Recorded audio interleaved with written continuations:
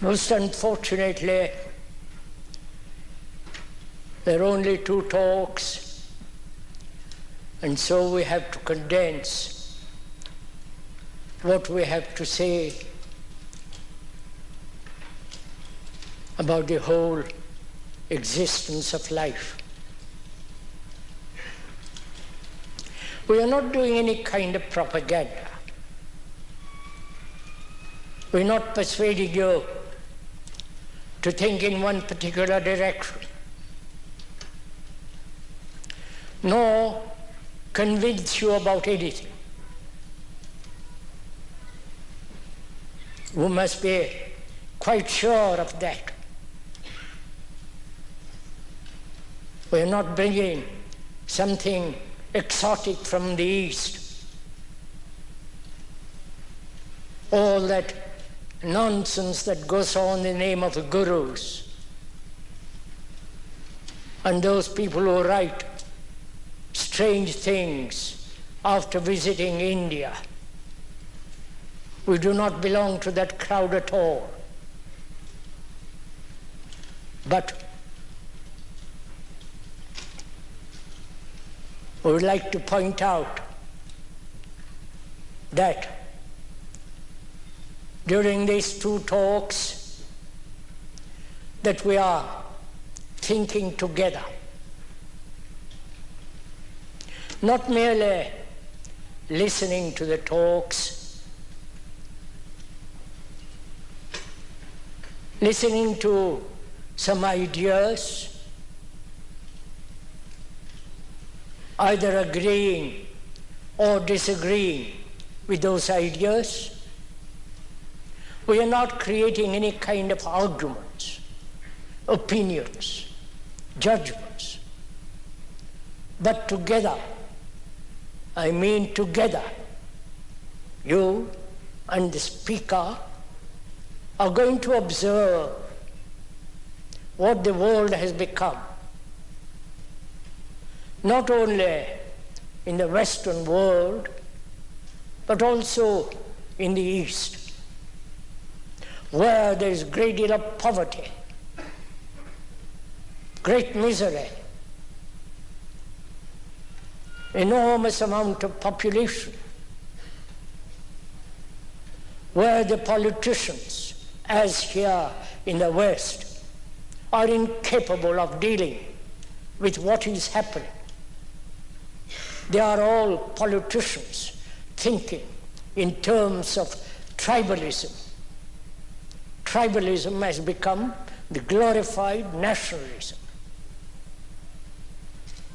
And we cannot, therefore, rely on any politicians or on any leader or any books that have been written about religion. We cannot possibly rely on any of these people, neither the scientists, nor the biologists, nor the psychologists. They have not been able to solve our human problems.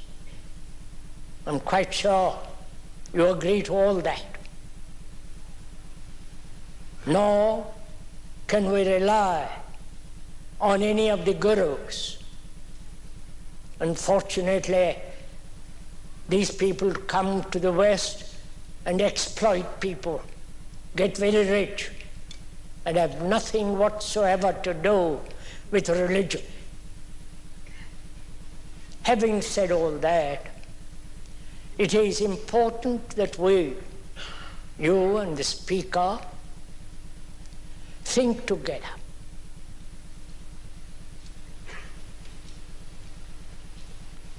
We mean by thinking together not merely accepting any kind of opinion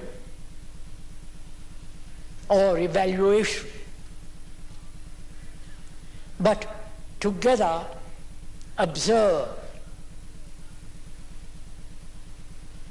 not only externally that is what is happening in the world, but also what is happening to all of us inwardly, psychologically, externally, outwardly. There is great uncertainty, confusion, wars, or the threat of war. There are wars going on in some part of the world. Human beings are killing each other.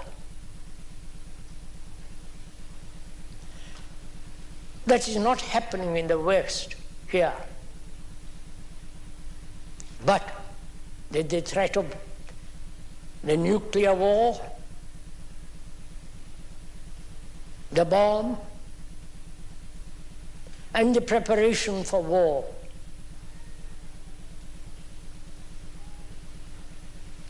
And we ordinary human beings do not seem to be able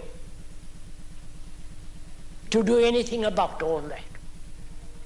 There are demonstrations, terrorism, hunger strikes, and so on and so on. This is what is actually going on in the outward world. One tribal group against another tribal group. The West, America against another country, and so on. The scientists are contributing to all that. And the philosophers, though they may talk about against all that, but inwardly they continue in terms of nationalism, according to their own particular career, and so on. So that's what's actually going on in the outward world, of which any intelligent human being can observe. And inwardly, in our own minds and our own hearts, we're also very confused. There is no security, not only perhaps for ourselves, but for our future generation. Religions have divided human beings, as the Christian, the Hindus, the Muslims, and the Buddhists, and so on.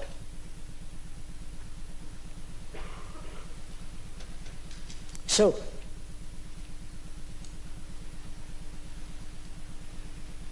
considering all this,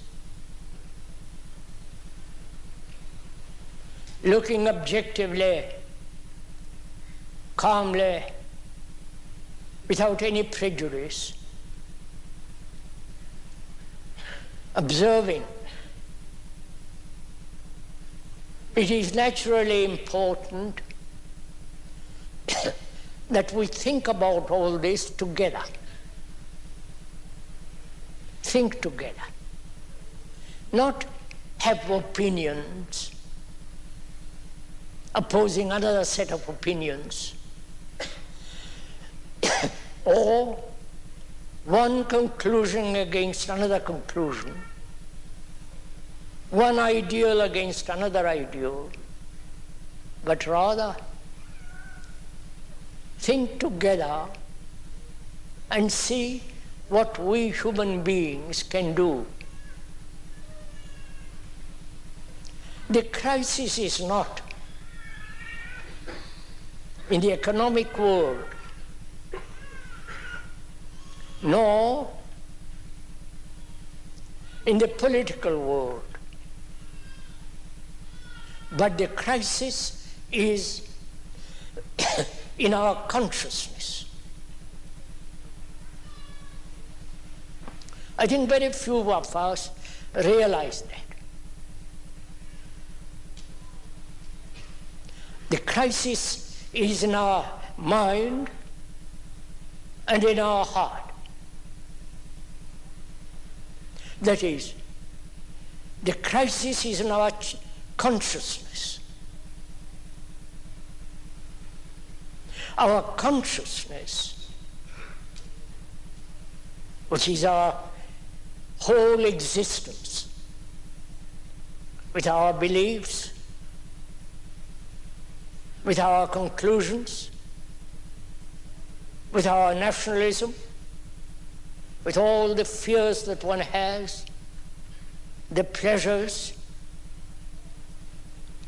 the apparently insoluble problem of sorrow, the thing that we call love, compassion, and the problem of death, and what is there, if there is anything hereafter, and the question of meditation, and if there is anything beyond time, beyond thought, if there is something eternal, that is the content of our consciousness.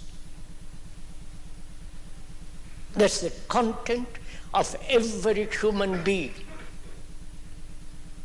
whether they lived in this country or in Asia, in India or in America or Russia. The content of our consciousness is the common ground of all humanity. I think this must be made very clear right from the beginning. As a human being living in this part of the world, he suffers not only physically, but also inwardly. He is anxious, uncertain, fearful, confused, anxious.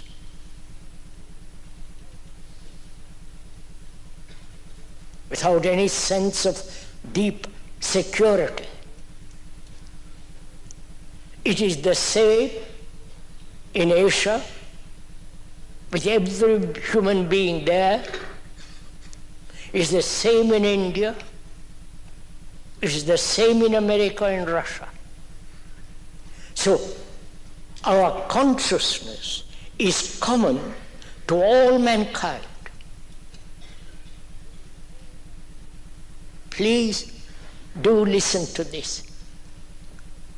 You may be hearing this for the first time, and so don't please discard it. Let's investigate it together. Let's think about it together. Not when you get home, but now. That your consciousness, what you think, what you feel, your reactions, your anxiety, your loneliness, your sorrow, your pain, the search for something that is not merely physical, but goes beyond all thought, is the same as a person living in India or Russia or America. They go through the same problems as you do. The same problems of relationship with each other, man, woman. So we are all standing on the same ground consciously. Our consciousness is common to all of us. And therefore, we are not individuals. Please do consider this. We have been trained, educated, religiously as well as scholastically, that we are separate souls, individuals, striving for ourselves. But that's an illusion, because our consciousness is common to all mankind. So we are mankind. We are not separate individuals fighting for ourselves. This is logical, this is rational, sane. So we are not separate entities with separate psychological content, struggling for ourselves. But we are, each one of us is actually the rest of humankind. So, logically, perhaps you would accept it intellectually. But if you feel that profoundly, then our whole activity undergoes a radical change.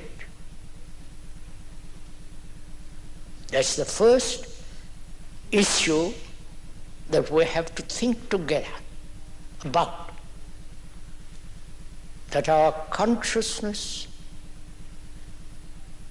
the way we think, the way we live, perhaps more comfortably, affluently, with greater facility to travel and so on. Apart from that, inwardly, psychologically, you are exactly similar to those who live thousands and thousands of miles away.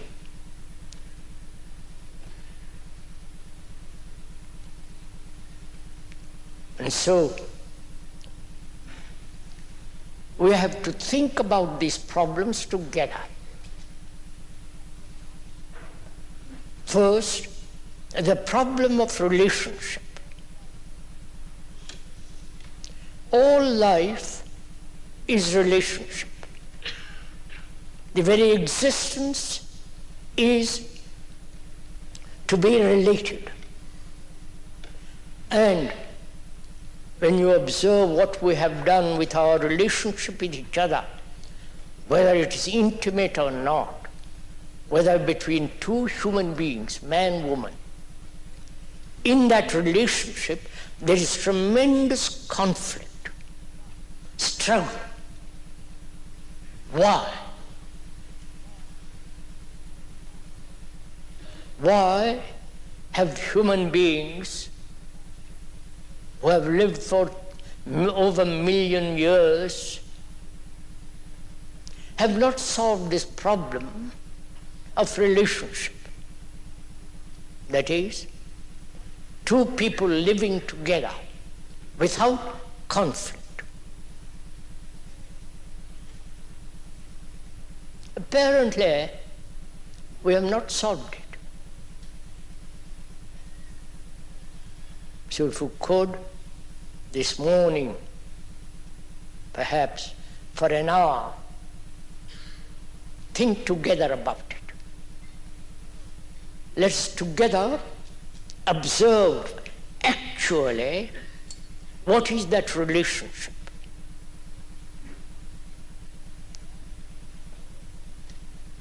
Between a man and a woman. Because all society is based on relationship. There is no society if there is no relationship. Society becomes then an abstraction. So we should together this morning consider together what actually our relationships are.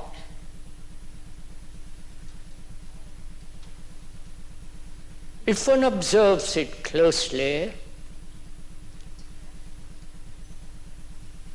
there is conflict between man and woman. The man has his own ideals, his own pursuits, his own ambition. He's always seeking success, to be somebody in the world. And so also the woman is struggling,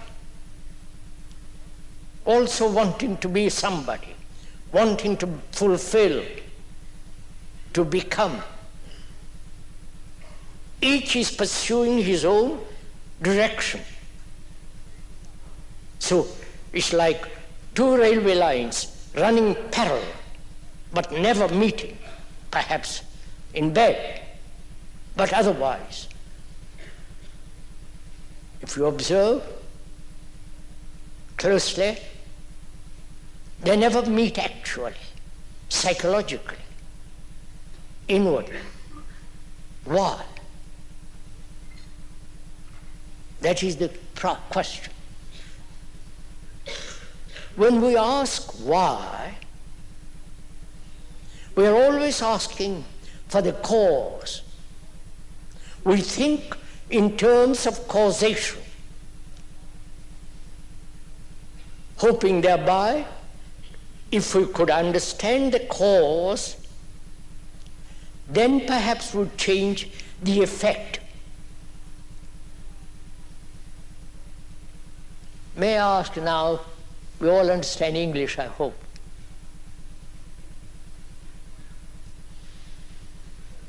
If not, I am talking to myself, which is rather absurd.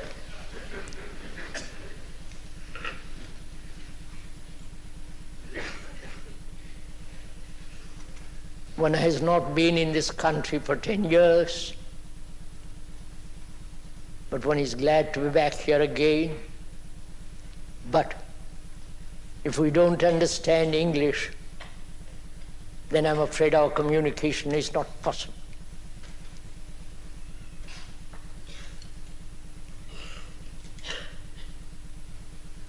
So I hope, one hopes that you understand English as clearly as possible. Unfortunately, one can speak in French or Italian, that would be equally difficult.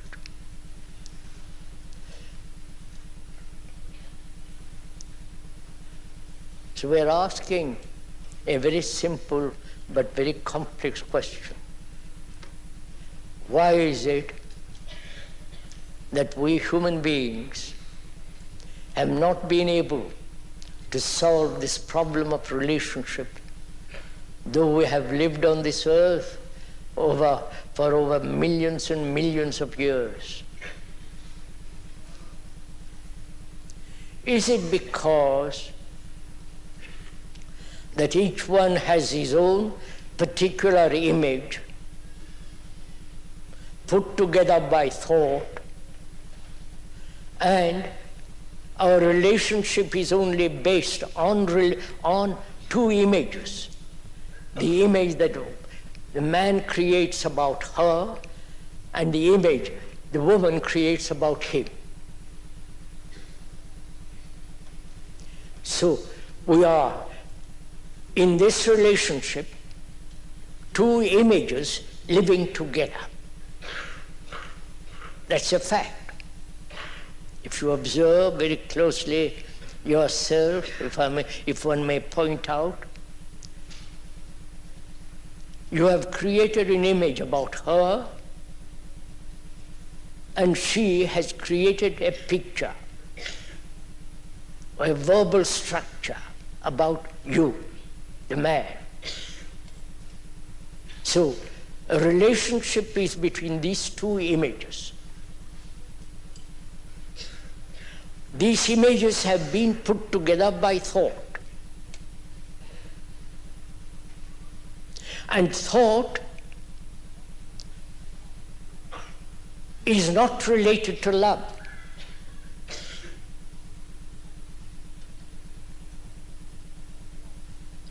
Is thought love? Is all the memories of this relationship with each other, the remembrances, the pictures, the conclusions about each other, or, if one observes closely,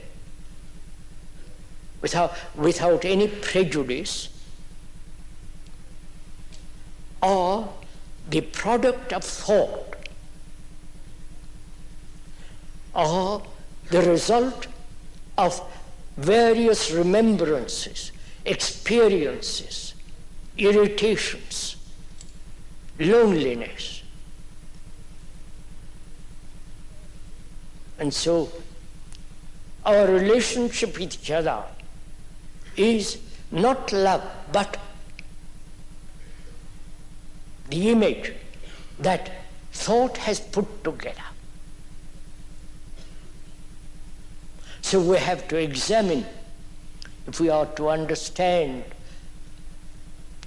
the actuality of relationship, we have to understand the whole movement of thought. Because we live by thought.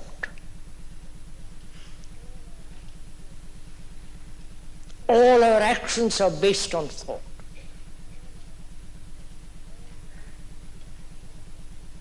All the great buildings of the world are put together by thought. All the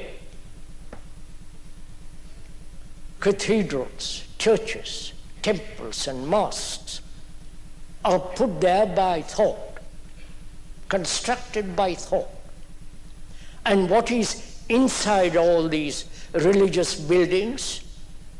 The inside, the figures, the symbols, the images are all the inventions of thought.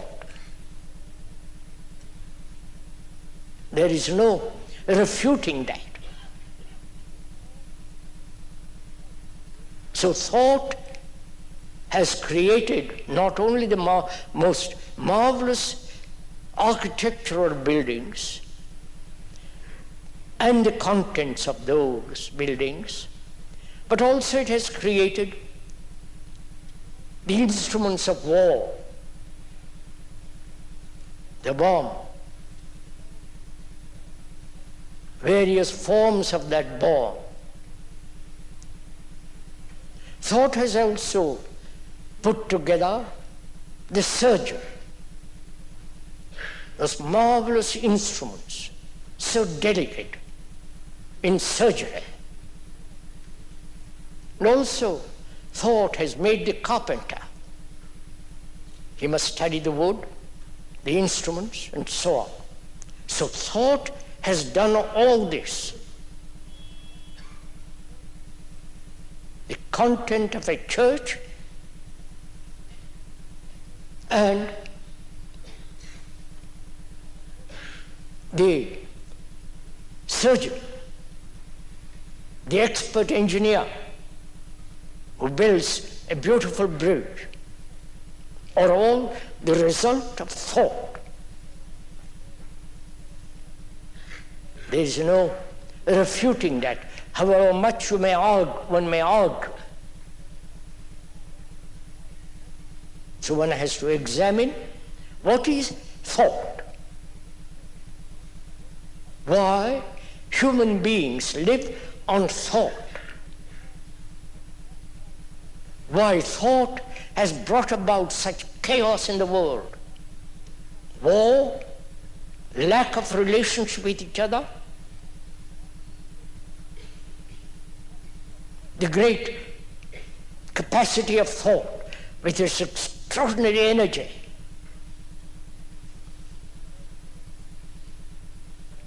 And also what thought has done through millions of years, bringing sorrow for mankind. Please observe this together.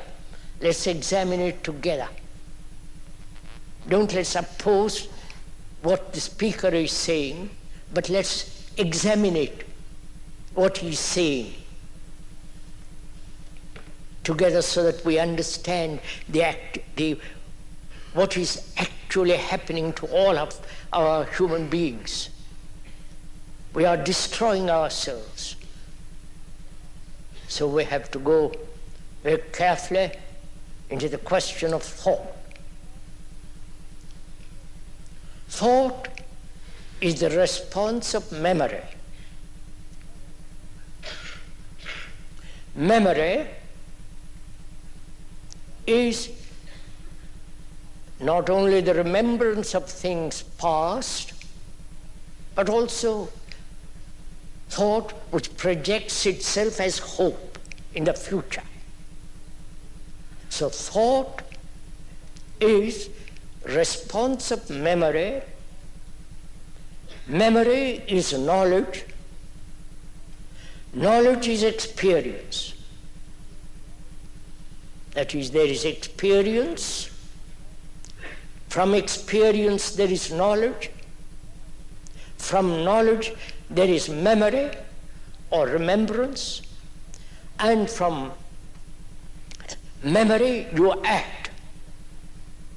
So from that action you learn, which is further knowledge. So we live in this cycle: experience, knowledge, memory, thought, action. In this cycle human beings live, always living within the field of knowledge. I hope this is not boring you. If you're bored, I'm sorry. If you want something romantic, sentimental, something that pleases you, I hope you won't listen there. But what we're talking about is very serious. It's not something for the weekend, for a casual listening, because we are concerned with the radical change of human consciousness. So we have to think about all this, look together, see if it is possible. Why? Human beings who have lived on this earth for so many million years are still as we are. We may have advanced technologically, better communication, better transportation, hygiene, and so on. But inwardly, we are the same, more or less. Unhappy, uncertain, lonely, carrying the burden of sorrow endlessly. And any serious man confronted with this challenge must respond. He can't take it casually, turn his back on it. That's why this meeting and tomorrow morning meeting is very, very serious. Because we have to apply our minds and our hearts to find out if it is possible to radically bring about a mutation in our consciousness, and therefore in our action and behavior. So as we have said,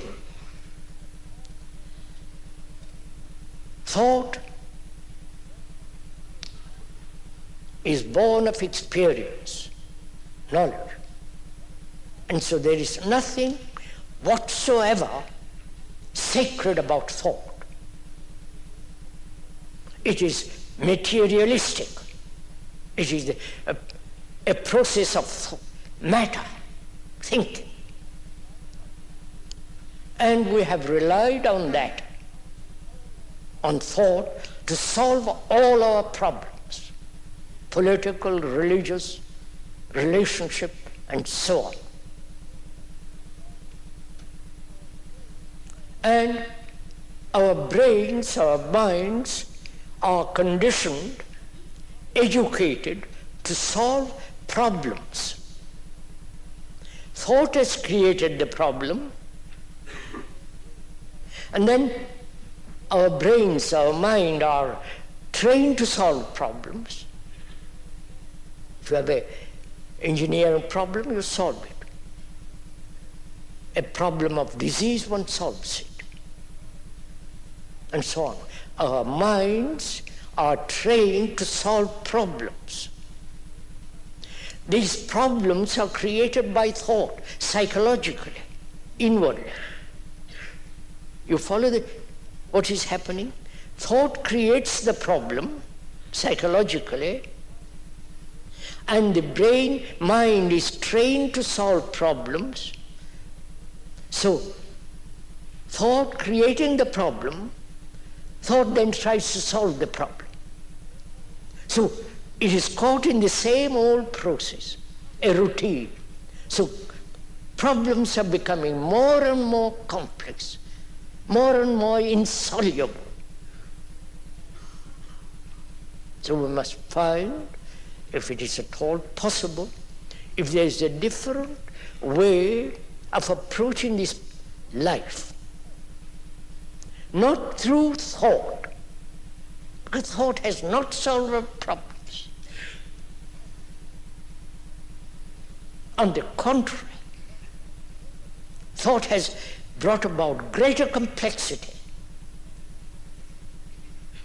We must find, if it is possible, or if it is not possible, if there is a different dimension, a different approach to life altogether. And that's why it's important to understand the nature of thought, nature of our thinking. Our thinking is based on remembrance. Remembrance of things past, which is thinking about what happened a week ago, thinking about it modified in the present and projected into the future. This is the movement of our life, which is an actuality. So, knowledge has become all important for us. But knowledge is never complete. Knowledge is about anything is still incomplete, will always be incomplete. Therefore, knowledge always goes with ignorance. Knowledge always lives within the shadow of ignorance. That's a fact. It's not the speaker's invention or conclusion, but that's so. So, love is not knowledge. Love is not remembrance. Love is not desire or pleasure. Desire, pleasure, remembrance are based on thought. So, our relationship with each other, however close, however near, if you look at it closely, is based on remembrance, which is thought. So in that relationship, actually, though one may say you love your wife or your husband or your girlfriend and so on, it is actually based on remembrance, which is thought. Therefore, in that there is no love.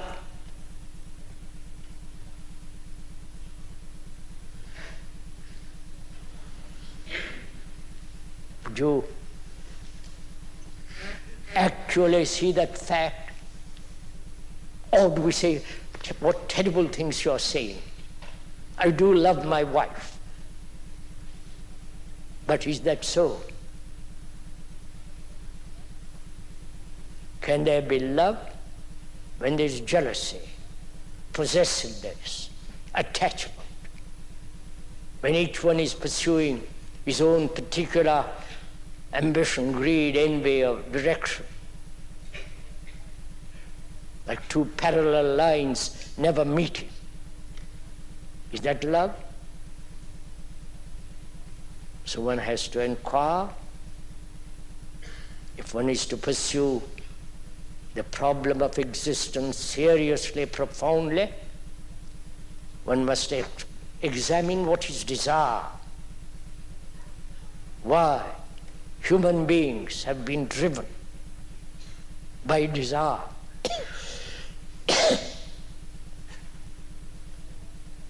Can the speaker go on with all this?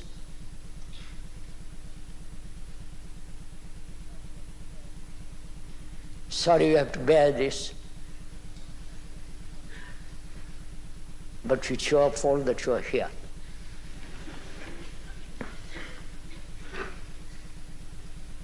And perhaps also the speakers. I hope we are thinking together, observing together as two friends, walking along that road and seeing what is around us. Not only what is very close, what is immediately perceived, but also what one sees in the distance. Because we are taking the journey together, perhaps affectionately, hand in hand, or as two friends, amicable, examining the very complex problem of life, in which there is no leader, there is no guru. Because when one says actually that our consciousness is the consciousness of the rest of mankind, then we realize we are both the guru and the disciple, the teacher as well as the pupil. Because we are all that. It's all in our consciousness. There's a tremendous realization. So that as one begins to understand oneself deeply, one becomes a light to oneself and not depend on anybody, on any book, on any authority, including that of the speaker, so that we are capable of understanding this whole problem of living and be a light to ourselves. So we must examine together desire. Because if desire is love, then desire creates problems. Love has no problem. And to understand that nature of love, compassion, with its own intelligence, we must understand together what is desire. Desire is extraordinary vitality, extraordinary persuasion, drive, achievement. And the whole process of becoming success is based on desire. Desire which makes us compare it with each other, imitate, conform. So it's very important in understanding the whole nature of ourselves to understand what desire is, not to suppress it, not to run away from it, not to transcend it, but to understand it, to look at it, to see the whole momentum of it. We can do that together, which doesn't mean that you are learning from the speaker. The speaker has nothing to teach you. Please realize this. The speaker is merely acting as a mirror in which you can see yourself. And then when you see yourself clearly, you can discard the mirror. It has no importance. You can break it up. So, to understand desire requires attention, seriousness. It's a very complex problem. Why? Human beings have lived on this extraordinary energy of desire as the energy of thought. What is the relationship between thought and desire? What's the relationship between desire and will? Because we live a great deal by will. So, what is the movement, the source, the origin of desire?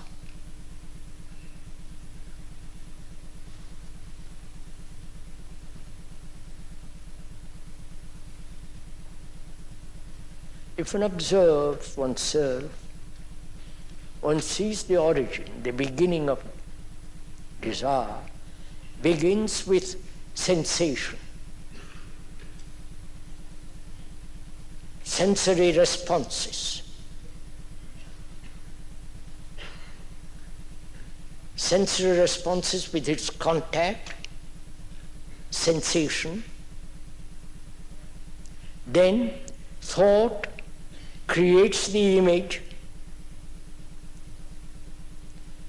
At that moment begins desire.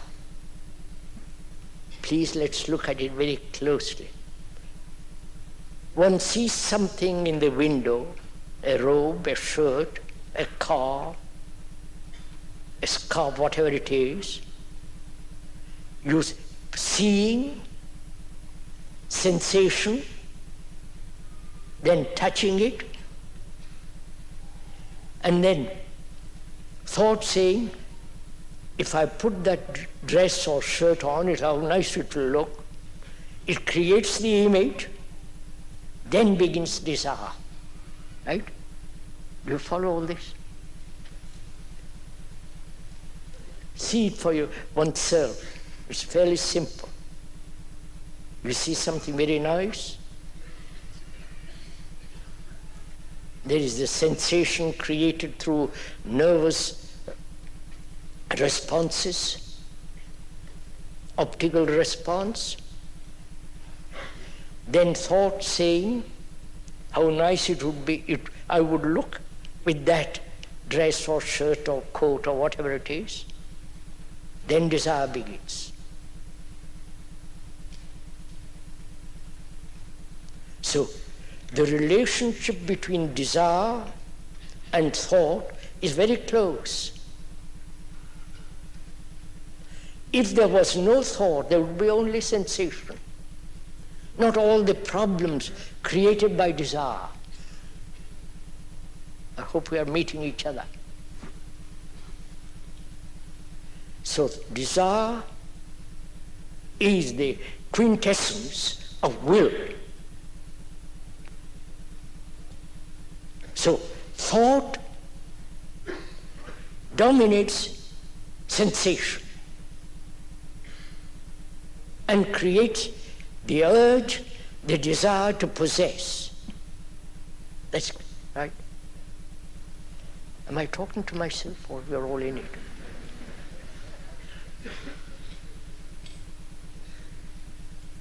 Perhaps all this may be new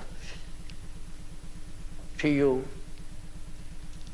but we have to think about all these things together, not as separate individuals with his own particular conclusions, but together observe all this and be very clear about all this. So, where in relationship thought operates, which is remembrance, creating the image about each other, where there is that image created by thought, there can be no love. Or where there is desire, sexual, other forms of desire, prevents, because desire is part of thought, prevents love. And also, we should consider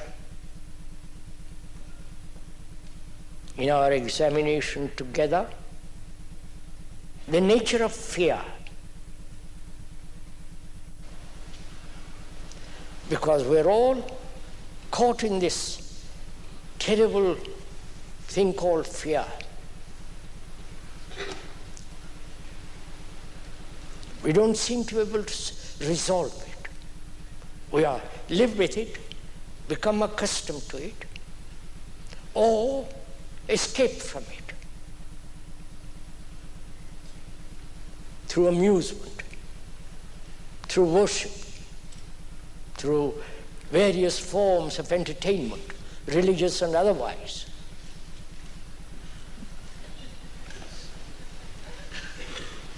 So we must together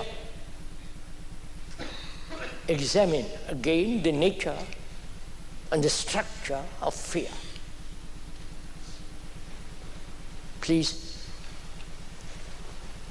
fear is common to all of us. Whether you live in this tidy, clean country, or in India where it's untidy, dirty, overpopulated, and so on. It's the same problem, fear. And man has lived with it for thousands and thousands of years, and we haven't been able to resolve it. Is it possible? When he's asking this question most seriously, is this at all possible, to be totally, completely free of fear? Not only physical forms of fear, but much more subtle forms of fear inwardly. Conscious fears and the deep, undiscovered fears. Fears that are deeply in our consciousness, we have never even examined that they are there. Examination does not mean analysis. I know it's the fashion to turn, if you have any problem, turn to the analyst. I hope there aren't any here. And the analyst is like you and me, only he's got a certain technique. But we must examine what is observation and analysis. Analysis implies there is an analyzer. Is the analyzer different from that which he analyzes? Or the analyzer is the analyzed? You understand the question? Are we? Yes. Yeah, at least somebody. Un instant, un instant. So, the analyzer is the analyzed. That's an obvious fact. I'm analyzing myself. But who is the analyzer in me who says I must analyze? It is still the analyzer separating himself from the analyzed and then examining that which is going to be analyzed. Right? So the analyzer is that which he is examining, analyzing. Both are the same. It's a trick played by thought. So when we observe, there is no analysis, merely to observe things as they are, to observe actually what is, not to analyze what is. Because in the process of analysis, one can deceive oneself. And if you like to play that game, you can go on endlessly till you die analyzing. And never bringing about radical transformation within oneself. Whereas observation, to look at the present world as it is, not as a Dutchman, Englishman, or French, or this or that, but to see actually what is happening. That is observation. Pure observation of things as they are. So we have to examine or observe what fear is. Not what is the cause of fear. We'll look at it presently. Not what is the cause of fear, which implies analysis, going further back, the origin of fear. We'll find that out in a minute. But to learn the art of observing, not translating what you observe or interpreting what you observe, but just to observe as you would observe a lovely flower. The moment you tear it to pieces, the flower is not. That's what analysis is. But to observe the beauty of a flower, the light in a cloud, the evening light, a tree by itself in a forest, just to observe it. So similarly, if we can, to observe fear. What is the root of fear? Not the various aspects of fear. Right? Are we doing?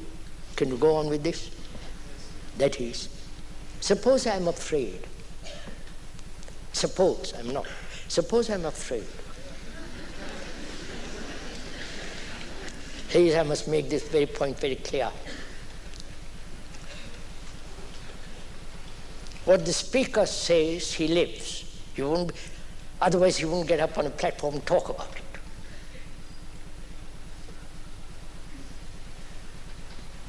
He has done it for 60 years. He wouldn't deceive himself. One can, but he has gone into it very, very deeply.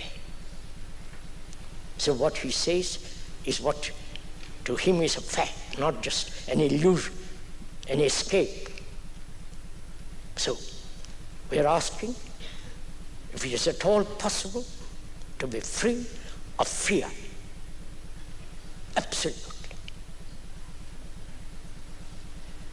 Psychologically, inwardly, what is the root of fear? What does fear mean?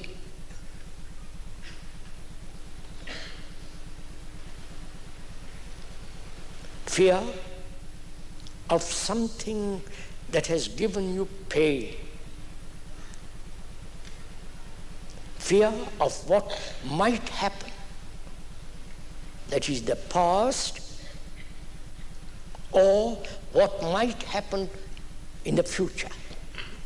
Right? Not what might happen now, because now there is no fear. But you can see for yourself, fear is a time process, right? Fear of something that has happened last week, an incident which has brought psychological pain or physical pain, and the fear that it might happen again tomorrow, losing a job, not achieving something you want, not achieving illumination, all that stuff.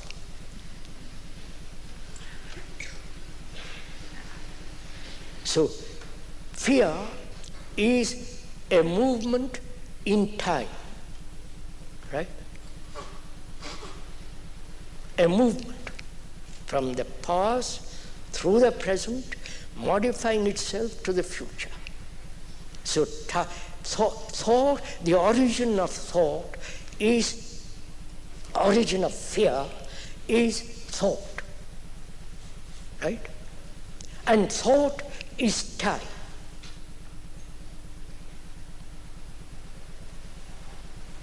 Because thought is the accumulation of knowledge through experience, memory, responsive memory, thought, action. So, thought, time are one. And thought, time is the root of fear. Right? That's fairly obvious. So, it is so. Now, it is not a question of stopping thought or time. Of course, that would be impossible to stop it. Because who is the entity that says, I must stop thought? Which would be absurd, because that entity is part of thought. Following all this?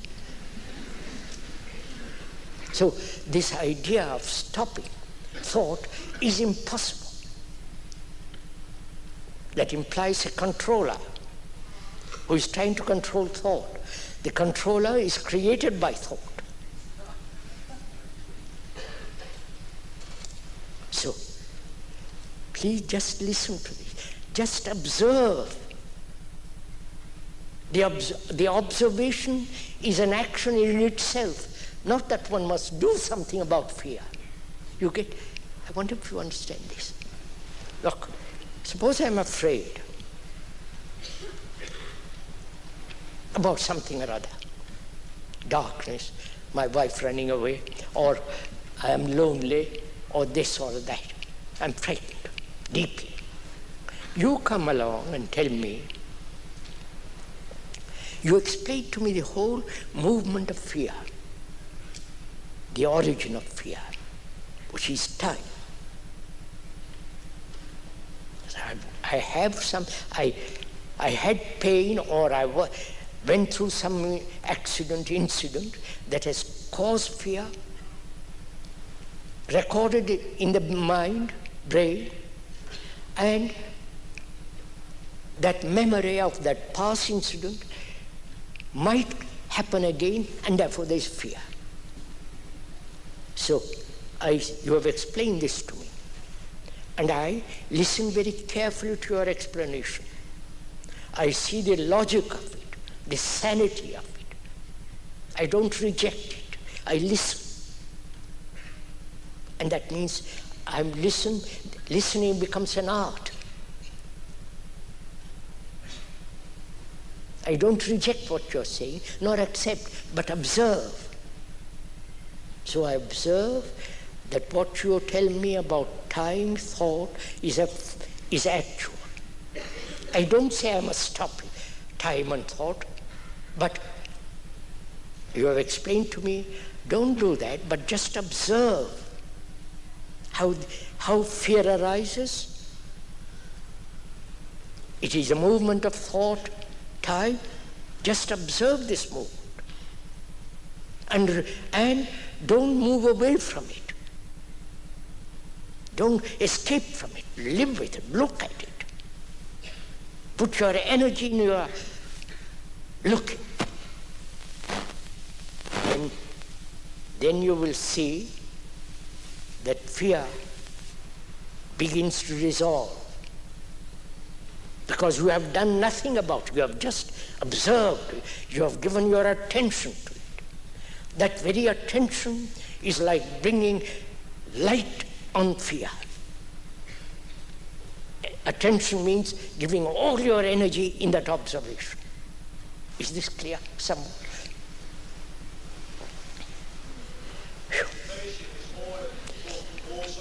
I understand. So, unfortunately, we've only 2 talks. I wish there were more talks. If you begin to ask questions, it will become something different. But I hope you don't mind if I go on. May I?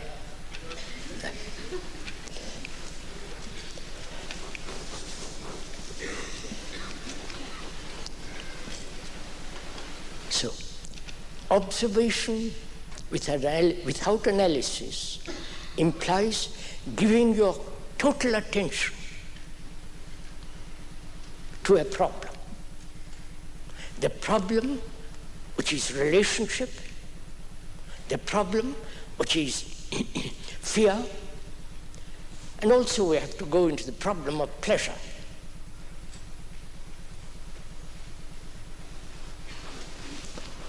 May I ask what time it is?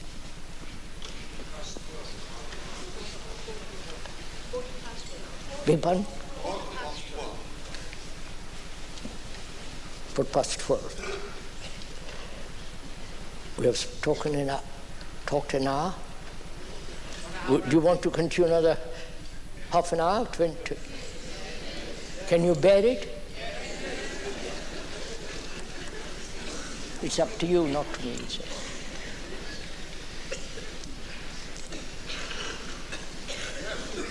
Also, sir, would you mind not taking photographs?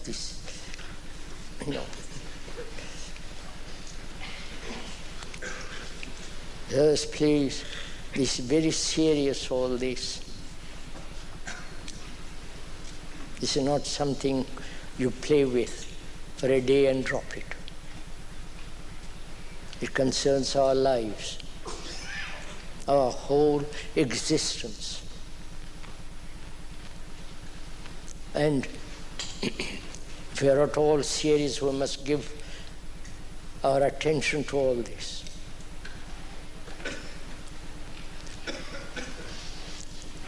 Why is it that man has pursued pleasure?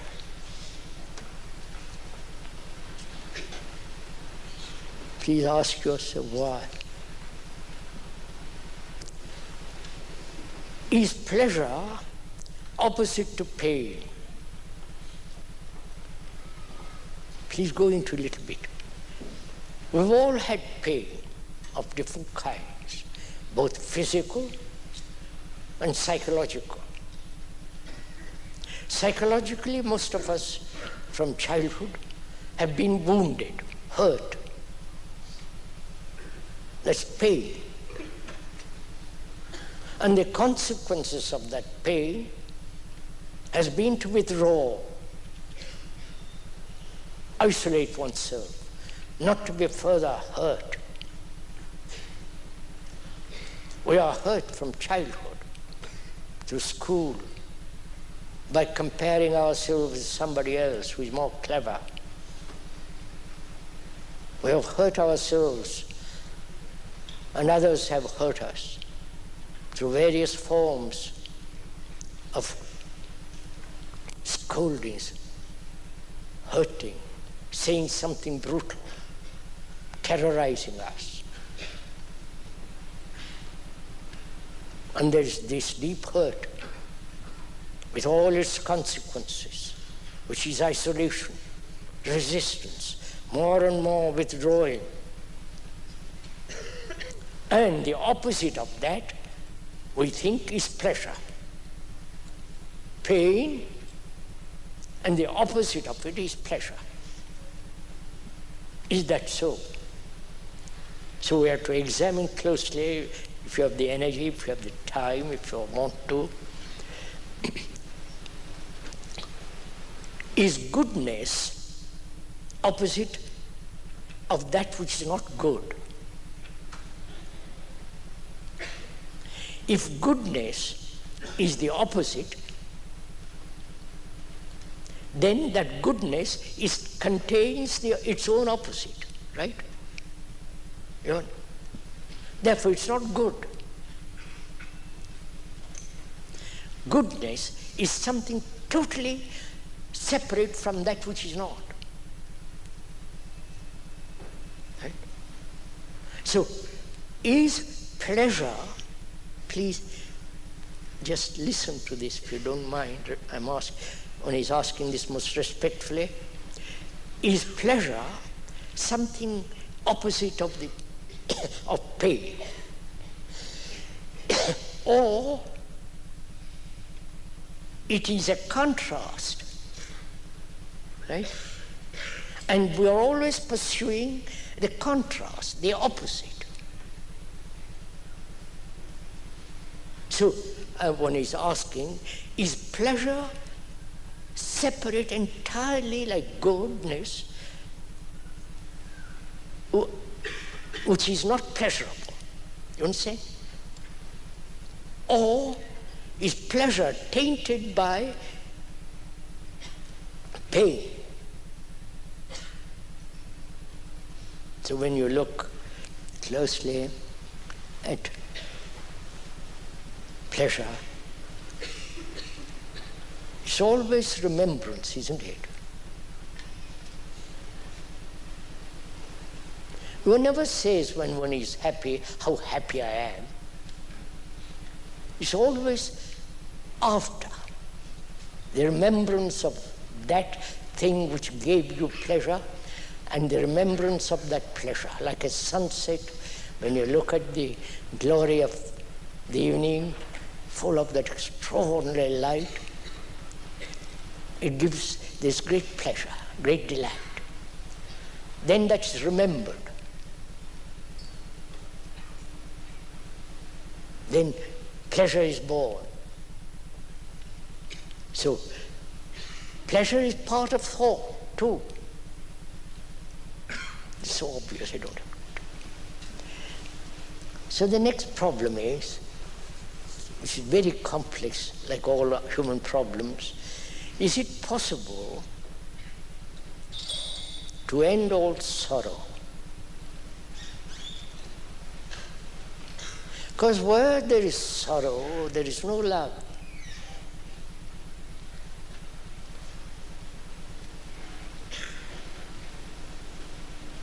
Where there is sorrow, obviously, there cannot be intelligence. We'll go into that word, which is a very complex word, intelligence.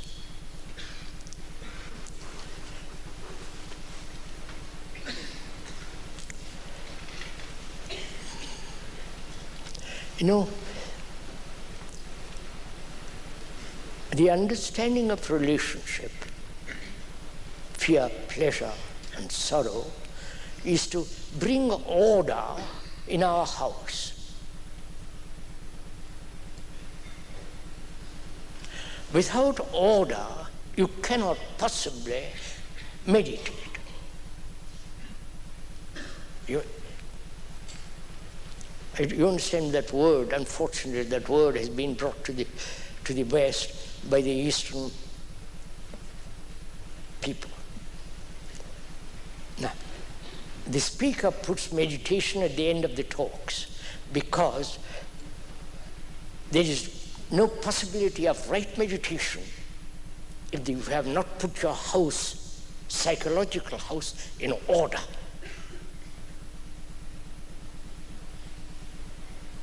If the house is in disorder, psychological house, what you are, that house is not in order, what's the point of meditating? It's just an escape. It leads you all kinds of illusions. And you may sit cross-legged or stand on your head for the rest of your life That's not meditation. Meditation must begin with bringing about complete order in your house. As in order in your relationship, order in one's desires, pleasure, and so on. And also, one of our causes of disorder in our life is sorrow.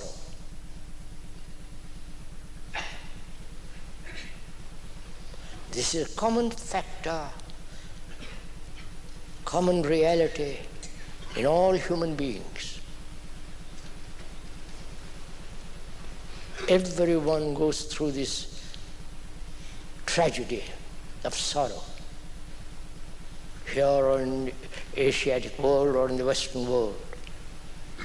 Again, this is a common thing we all share. There is not only so-called personal sorrow, but there is the sorrow of mankind. Sorrow which wars have brought about.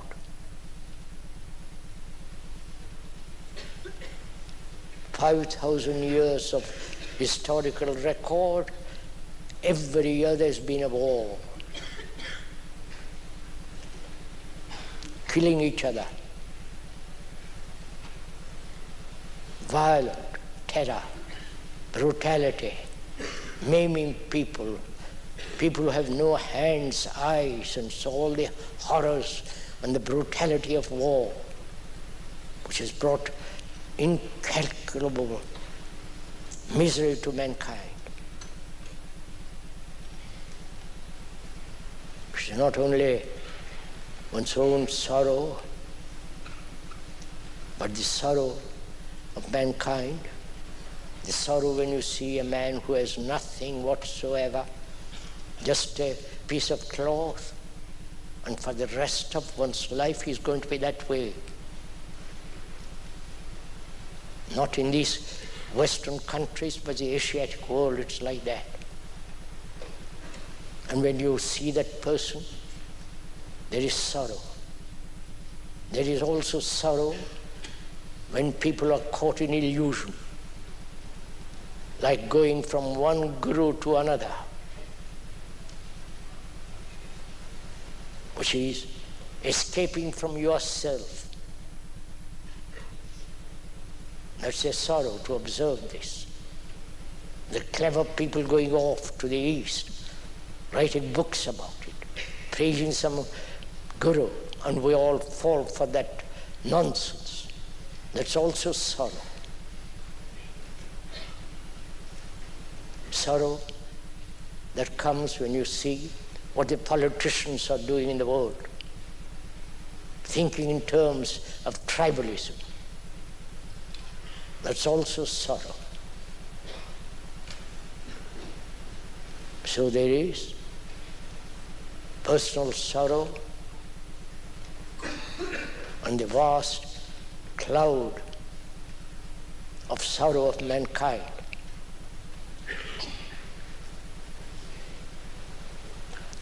Sorrow is not something romantic, sentimental,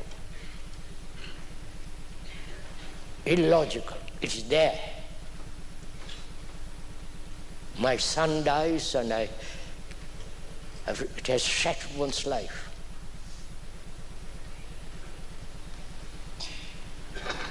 And we have lived with this sorrow from time measureless. And apparently, one has not resolved this problem.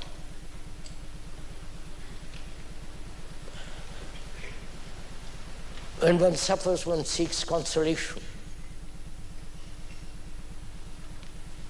It is an escape from the fact of sorrow.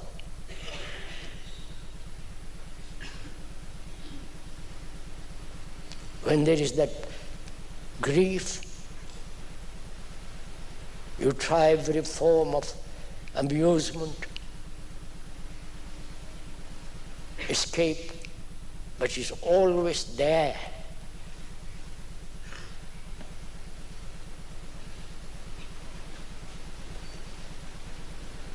And apparently, humanity has not resolved it.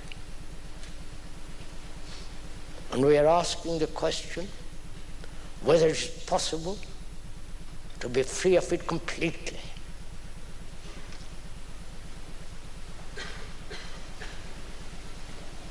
Not avoiding it, not seeking consolation, not escaping into some fanciful theory,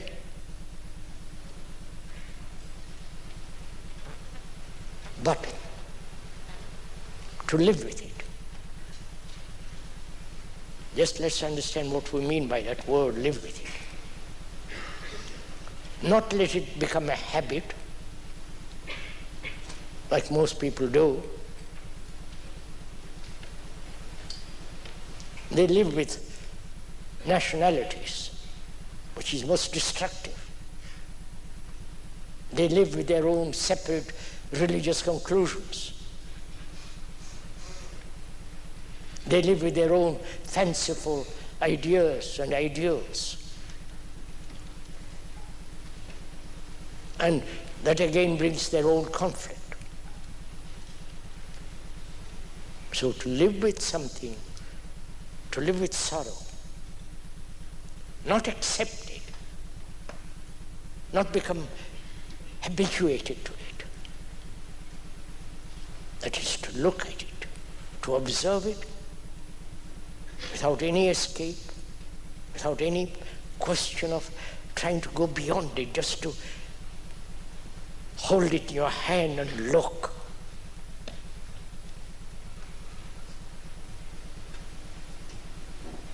Which is, sorrow is also part of this tremendous sense of loneliness. You may have many friends, you may be married, you may have all kinds of things, but inwardly there is this feeling of complete loneliness.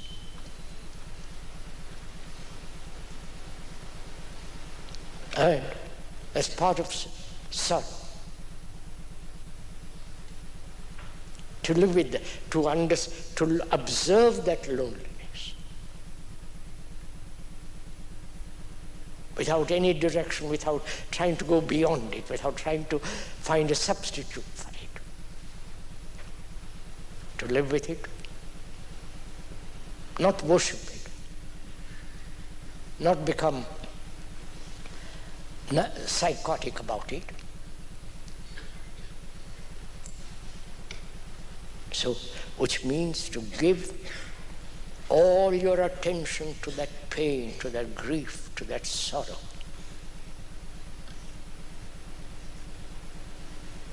So when my son dies, or somebody whom I think I love dies,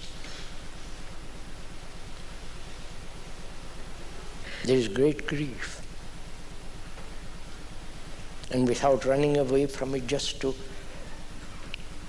it's a great thing to suffer, not a great thing to suffer, to understand suffering. Because then, where there is freedom from sorrow, there is compassion. And one is not compassionate as long as you are anchored to any belief, to a particular form of religious symbol. Compassion is freedom from sorrow. And where there is compassion, there is love, and with that compassion goes intelligence. Not the intelligence of thought with its cunning, with its adjustments, with its capacity to put up with anything.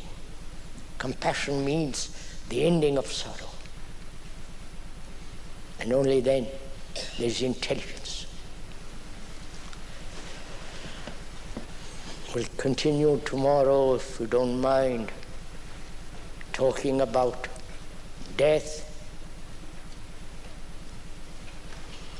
What happens, if anything happens after death? And what is the significance of death? And what is meditation? That is, if you can bear it, till tomorrow. Please don't, please, may I most respectfully request that you don't clap. You're not, by clapping, you're not encouraging me. You are clapping because you understand it for yourself. That's it.